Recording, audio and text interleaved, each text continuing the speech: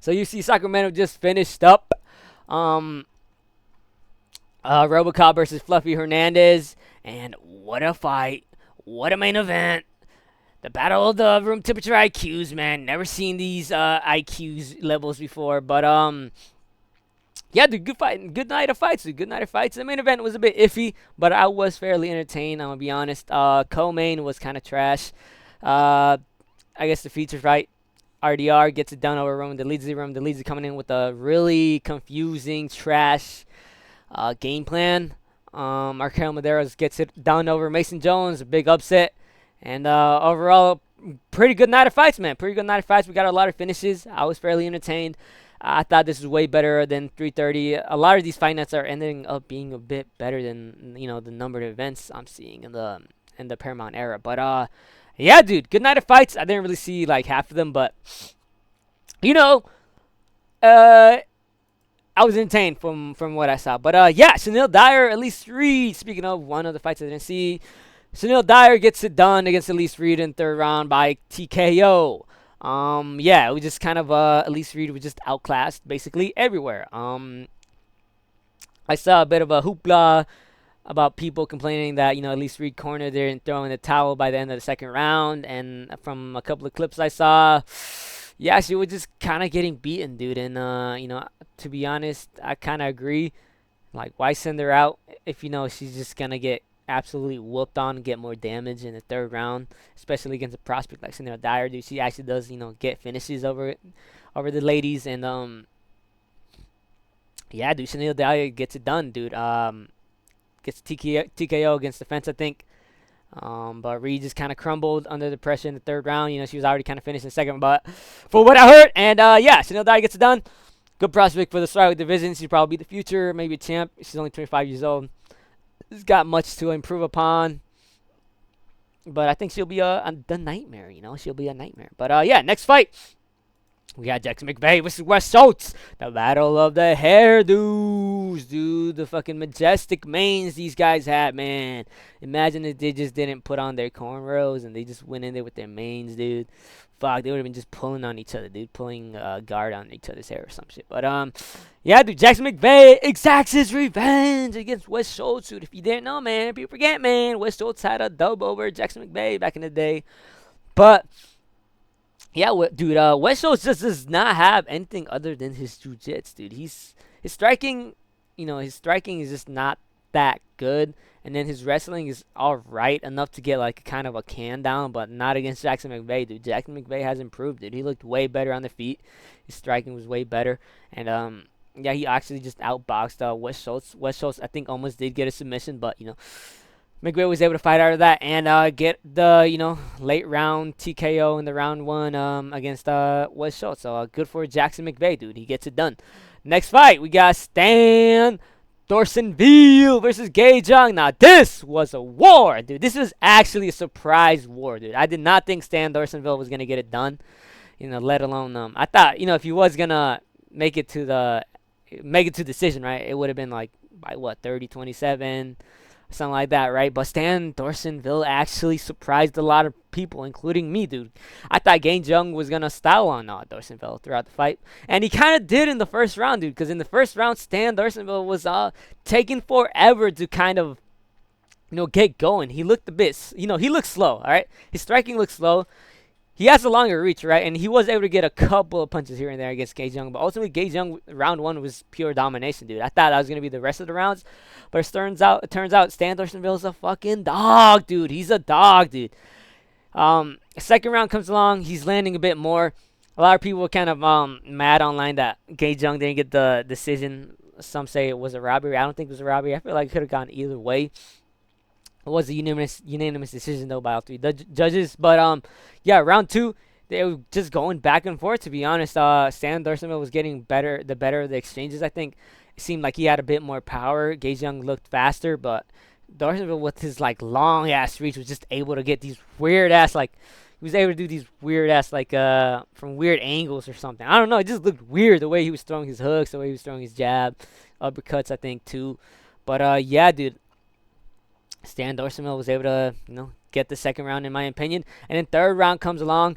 I think it was the closest round, I think. or I think second. I don't even remember. But third round, much of the same thing. Both guys going back and forth, hurting each other. I'm pretty sure Dorsonville was able to get a takedown by the end of the third round, and I think that kind of secured it for him. But yeah, dude, Stan Dorsonville gets it done. I'm surprised, dude. He's now 6-0. And, I think if he just works upon his striking defense, he'll be a bit better and work more on his fundamentals. But other than that, dude, he's a dog, dude. He's a dog. He goes forward. He's only 26 years old. I'd say he's a pretty good size for the featherweight. Right? Oh, no, this is lightweight, huh? These guys are actually both 4'9", huh? They're kind of small for him, huh? Well, he's got a long reach. So I think he'll do good in the lightweight division. And, hopefully they put him up against, give him another, I'd say give him a can. But who knows? Maybe they might, try to push him forward. But who knows? But, yeah, Dorsonville gets it done against Gage Young. Very surprising, dude. A lot of people got surprised, including me. But looking forward to see Stan Dorsonville's future. Marcio Barbosa versus Ryan Hughes. What more to say than Hughes was kind of he was kind of a can, dude. He was sent in there to get sacrificed against Marcio Barbosa, and Barbosa does it in flying colors, dude. His striking is pretty sick, dude. He's got pretty good selection. He was patient even against, the likes of Ryan Hughes, but he was able to land. I think it was a right against the temple on Ryan Hughes. Hold on, let me make sure that's actually right. No, it was a left, huh? Oh, so he's able to land a left hook. And then ultimately that just kind of sent Ryan Hughes on his ass. And the finish was a bit weird because it looked like Ryan Hughes was still in it. But apparently he wasn't. He was just looking off into the fucking void or something because he had his hand out and he was not looking at Barbosa. It looked like he was out. So, yeah, good stoppage. Barbosa gets it done. He's 19-2 now, and he's looking to be a good prospect for the featherweight division. He looked sick. He looked really sick. So, yeah. Good for Mario Barbosa. He gets it done in round 1. KO. Next up, Chris Padilla versus Nasrat Haqparast. So this was pretty boring up until, I guess the late third round. These guys were kind of just basically playing touch butt in the park. It just seemed like a sparring session, if I'm going to be honest. They were just kind of just trading shots, but not in the cool way. Just okay, you take one shot and then I take one shot. Not a lot of wrestling, basically just box sparring.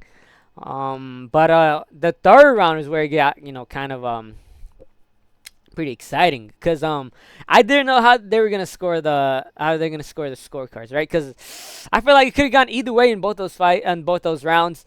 I thought maybe it could have been 1-1 or maybe 2-0 for either guy, but up until it was the end of the third round. It was the end of the third round. Padilla was able to land. What did he land? It was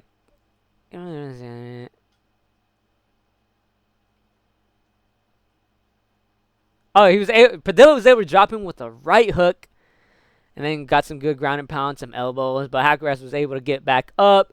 But then Padilla was pressing forward, and then he got him up against the fence and was able to snatch a standing arm triangle, dude. That shit was crazy. You could see he was going for it. It was pretty obvious. And it was crazy, dude, because he got it, and I thought Haqparast was going to be able to, fight against it. But they ended up kind of falling onto the canvas, which I think kind of also put Haqparast out. But by the end of the bell, dude, Nasrat was out, dude. He was out. He got choked out. And, Padilla was able to get it done, out of nowhere, kind of, right? Gets a round 3 submission literally by the end of the third round. Crazy. Good for Padilla.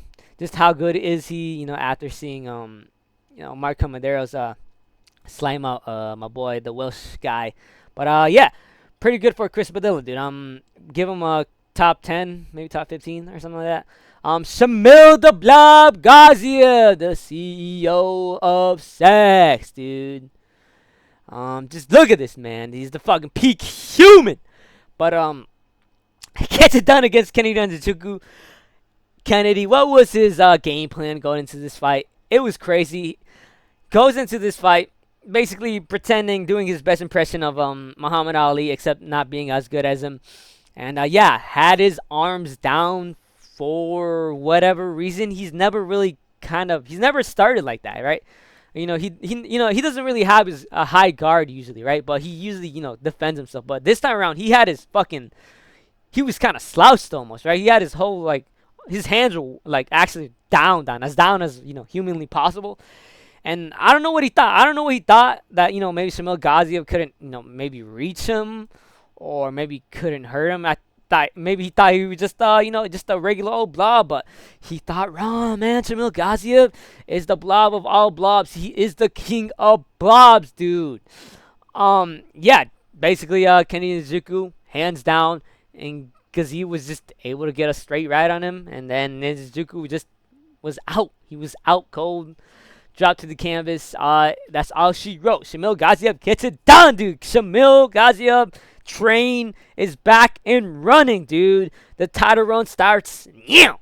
But yeah, good win for Shamil Gaziev. Kenny Nzechukwu, room temperature IQ, and yeah, dude, happy for Gaziev, dude. Next fight, Jamal Emmers versus Larian Douglas, dude. A lot of people's parlays got fucked up with this one. So, going into this fight, I thought Larian Douglas was just gonna be able to do what he did against what's his name? Julian Erosa, right? But I guess Julian Erosa is just not that good. And Jamal Emmers has improved, dude. Jamal Emmers, again, he was on a pretty good streak. He was on a 2-fight losing streak, now on a 3-fight winning streak. Two-fight winning streak. And Larian Douglas, he was on his own pretty good run himself, right? He was a 1, 2, 3, 4, 5, 6. And yeah, dude, I thought he was just gonna fucking knock out Jamal Emmers, but it turns out Jamal Emmers has improved a lot. Ultimately, Emmers is kind of I think he landed a knee to the body of Douglas, and then he was able to, I think, get Douglas with the 1-2, and Larry Douglas just kind of quit. I think he just kind of quit. I don't know what it was. Maybe it kind of broke his orbital or something, but it kind of looked like he just kind of curled up Anthony Smith style, and Jamal Emmers got it done, dude. He got it done in the first round. Crazy. Emmers gets it done. No one really expected this. I really thought Larian Douglas was gonna get it, but it turns out he's kind of a fraud, dude. He got fraud checked by Jamal Emmers, dude. This is supposed to be the can. This is supposed to be a can, and he lost. So, good for Jamal Emmers. Give him another guy. Outside top 15. Or something like that. Next fight, Anthony Nguyen versus Terrence Chapman. What to say? Anthony Nguyen, he's a specimen. Peeled out of his tree on the Sawzul. Look at them traps, dude. And then look at Terrence Chapman. Jolly Chapman.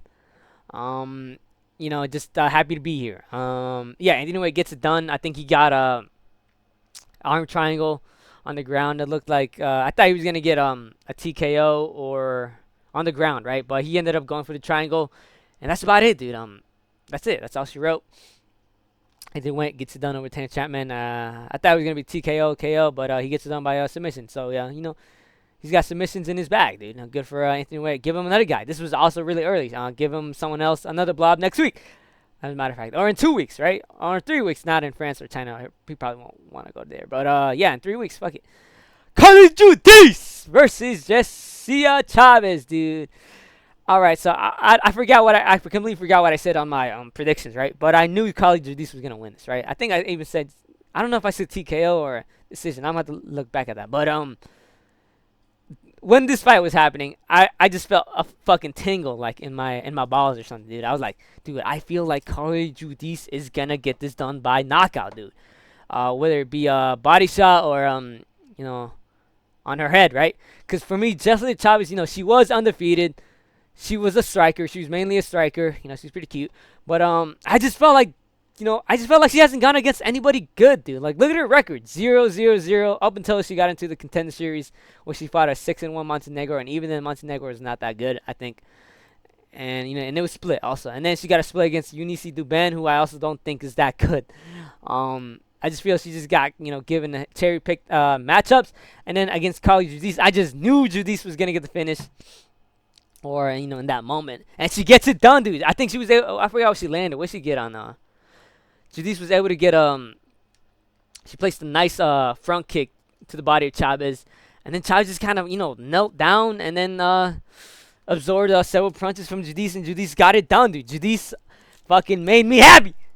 I feel like I called it. I don't know if I did in my predictions, but in the moment I did. But Kali Jesus gets it done. I knew she was better. And I knew she could get the KO. Give her give her another can. Fuck it. But Kali Jesus gets it done in round one. A lot of round one KOs. I'm looking at it.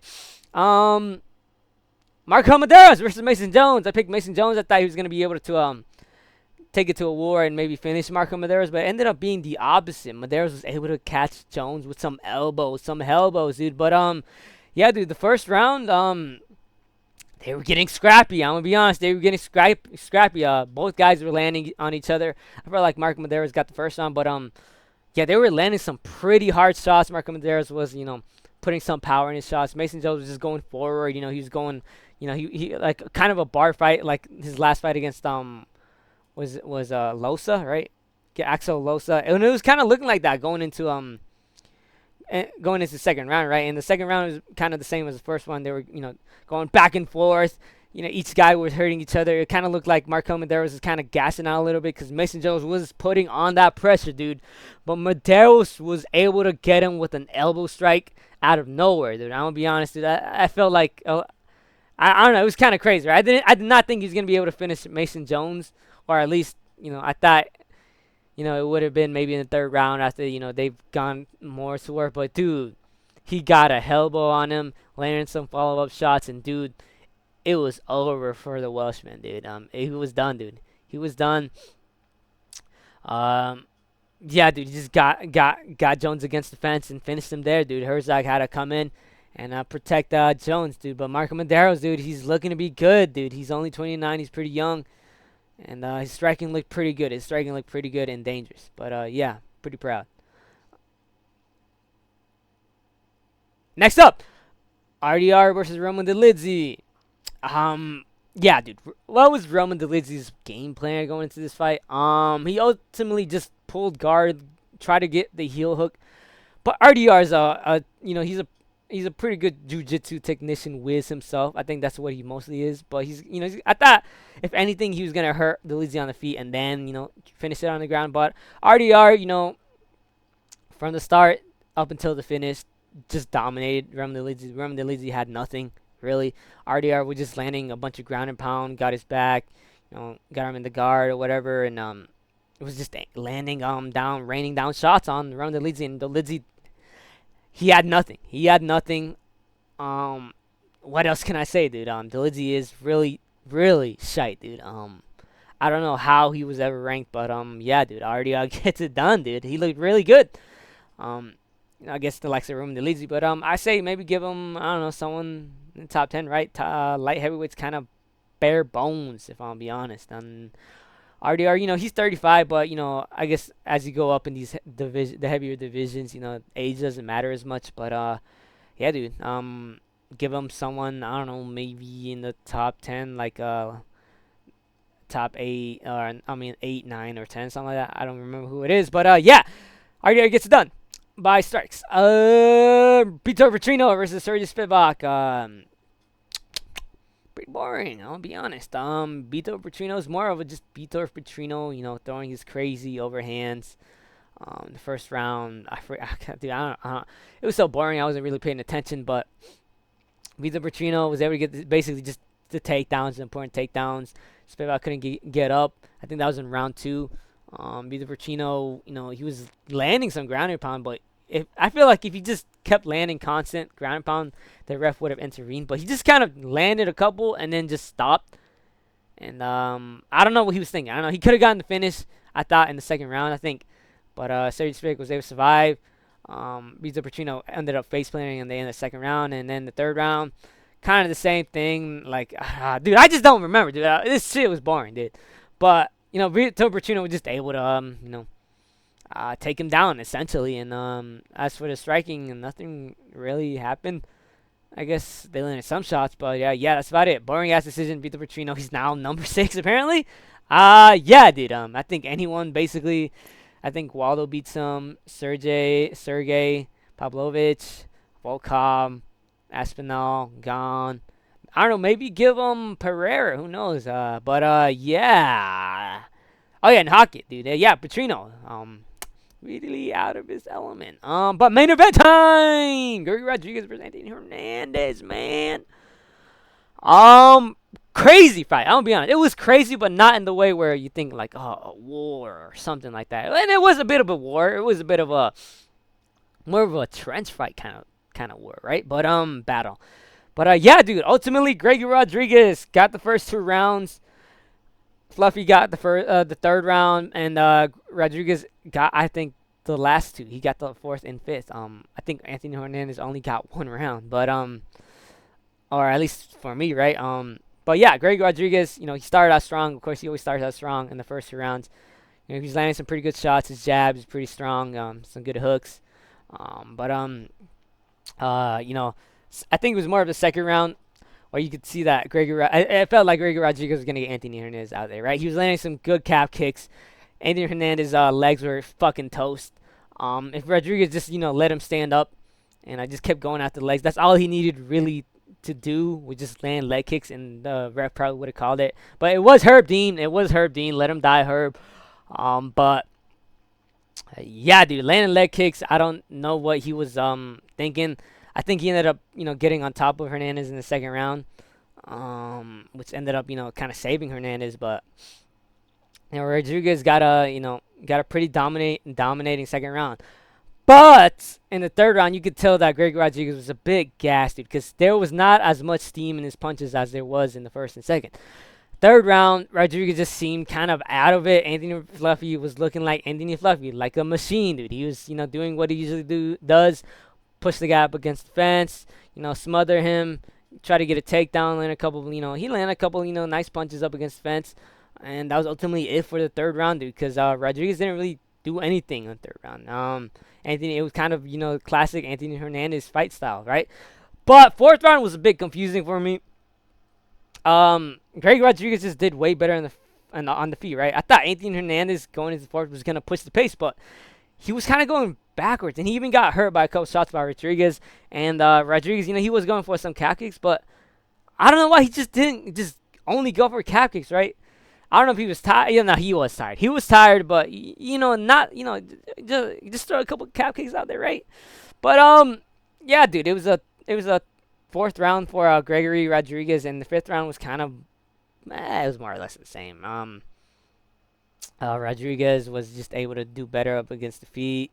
Anthony Hernandez was pushing Rodrigues against the fence here and there, and I think it was by the end of the fifth round. Rodrigues got a takedown over Hernandez, or he sort of fell on him or something like that. But yeah, dude, that's kind of where it ended. Anthony was able to get the reversal, but that didn't really matter because it was at the end of the last 10 seconds, some shit like that. And Gregory Rodrigues gets down. It's just weird fight. I feel like both of these guys could have got it done if they just had higher than room temperature IQ. Honestly, it kind of got me more mad. It was entertaining, but it kind of pissed me off. And yeah, dude, not the fight I thought was going to happen, dude. Gregory Rodrigues gets it done. Yeah, dude, good for him. He called out DDP. Apparently, he's gonna get killed by DDP. I was gonna say maybe a Caio Baralho, maybe, or I don't know, man. I don't know. You should get middleweight's kind of weird right now, but yeah, dude. Other than that, pretty good card. I give it a 8 out of 10, dude. It was really good. I enjoyed myself, but or for most of what I saw. But yeah, dude, that's about it. And later.